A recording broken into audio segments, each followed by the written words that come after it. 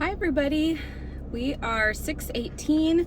I just got done with a workout. This is my second one of the week. I didn't record the first one, a video on that day, but this is my second one back after my trip from Rockport, and I figured I'd show you some of the finds. I remember in my previous video I mentioned that I was going to do some thrifting for books specifically because the Goodwill in Rockport has really good nostalgic finds. I don't know what it is about it, but I usually find some older books from like 90s, early 2000s, and it didn't disappoint. I did find some 90s books, specifically some Arthur books from the 90s, and if you know me, I just love nostalgia, and I grew up with Arthur. Ironically, my son is into an Arthur phase, which I love. My mom kept an old Arthur from our childhood, and he's loved it. It passed down to him, and now he is just like into Arthur, and I love that he knows how passionate I am about shows like that, and how it brings me joy to do that kind of thing with him. Things like Bear in the Big Blue House, PB&J Otter, those kinds of shows really just bring me joy watching those with him, and he knows that. So if he's trying to spend time with me, he'll say, let's go upstairs and watch Arthur together, which I think means so much. But I found some really good finds, like I said, from the 90s. This is Arthur Meets the President.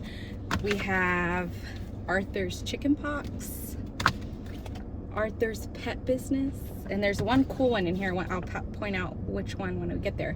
Arthur's Teacher Trouble. I'll go a little faster here.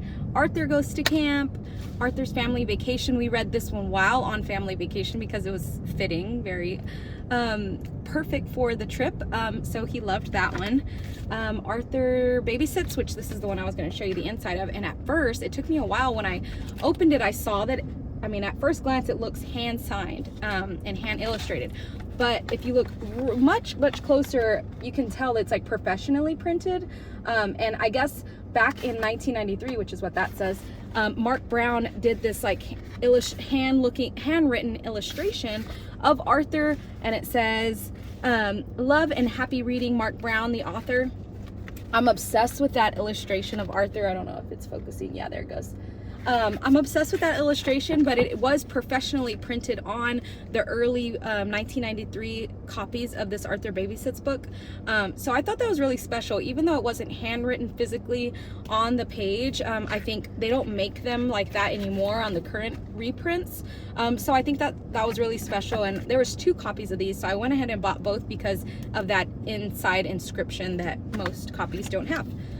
Like all of these other ones won't have it. It's just a blank page, for example, that one. So Arthur's Lost and Found, but still great finds. We plan to read these as bedtime books. So Arthur's Computer Disaster, and Arthur Writes a Story. I love this one.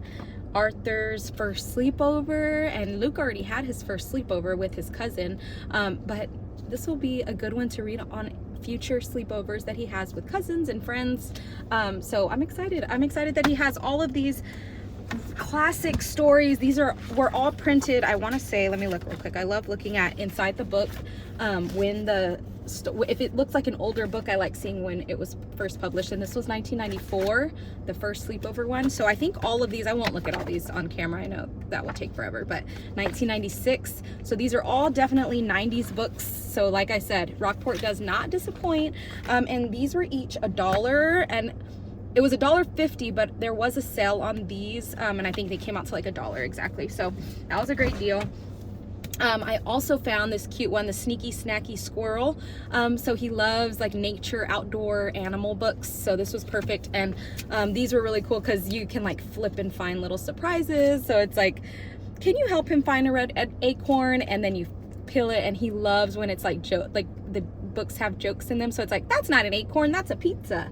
And he just gets a kick out of it. So we read this, like, I'm not kidding, at least 5 times during the 4-day trip. So this got some good work at it. This one was a little more expensive at Goodwill. This one was $3.50, but again, it's hardcover, very durable, and he loved it, so it was worth it.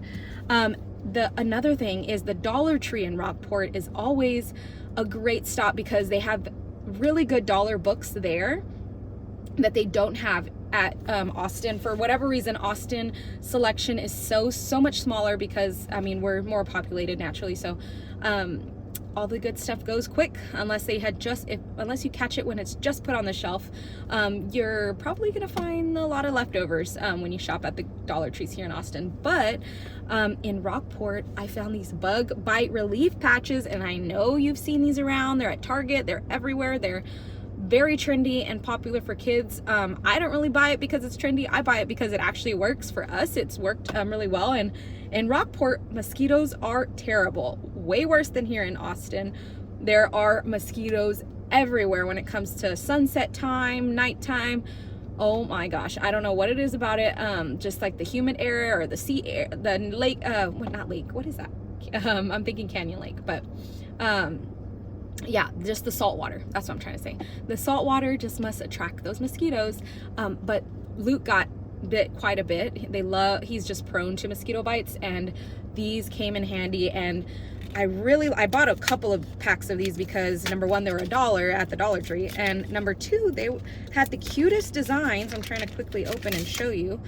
There's like donuts, there's avocados, watermelon. I mean, they're so cute, and you just put it over the bug bite so that they don't itch it, and it looks like just like a sticker on their skin, and it actually holds the stickiness very well. It's not one of those stickers that comes off really easy. Like, no, once you put it on, and the things that I liked, it's 100% natural.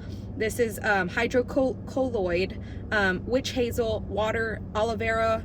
That's it. Like, that's all that's on these, which I love natural, so that was a win. There's also a local bookstore. It's not really a thrift bookstore, but it's a local one that was open about 1.5 years, called Sun Splendid and Gifts, something along the lines of that. So I found a new author there. I discovered a new one there because of her covers. The covers just were beautiful. They're nature inspired, animal, outdoor adventure, which I really love for young adult books. So I've been just getting a couple of these. Echo Mountain, she personally recommended, the owner, Wolf Hollow by it's Lauren Wolk. So I'm excited to read all of her books, and then Beyond the Bright Sea. So these will be some summer reads, young adult, so I should get through them pretty quickly. I'm excited. I'll keep you posted on what I thought of those. I did finish Great Beautiful Life by Emily Henry, the newest one that she came out with. I gotta say, I liked the end, but I was not impressed overall. I was pretty bored. I would say about 75% through, and I didn't really get hooked until 25%. So, and my husband kind of laughed about it because he's like, how's your book? And I was like, I'm barely getting into it. And I was like at the end. So he's like, aren't you supposed to get into it a little earlier on? So I agree. I think it wasn't her best one. There was just something missing. And I was reading it alongside a friend, and she agreed. So we'll see. I just wasn't a fan. That was our romance book of this month. We'll meet about that in late May. We'll talk through that with the group, but I rated it a 3 out of 5 stars.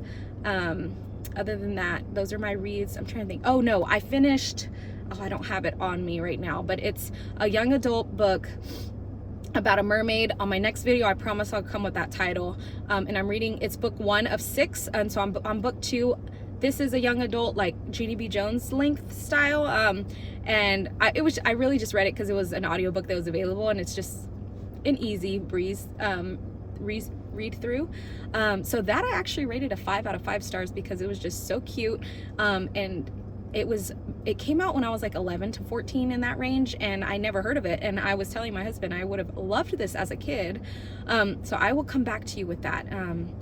It was, Emily Wynne Snap, The Mermaid. Just look up Emily Wynne Snap, book 1, mermaid book. That's the one that I finished, and it is so good. Perfect for little girls, teenage girls, anything in that range, and apparently perfect for a 32-year-old woman. So that's all the updates I have for now.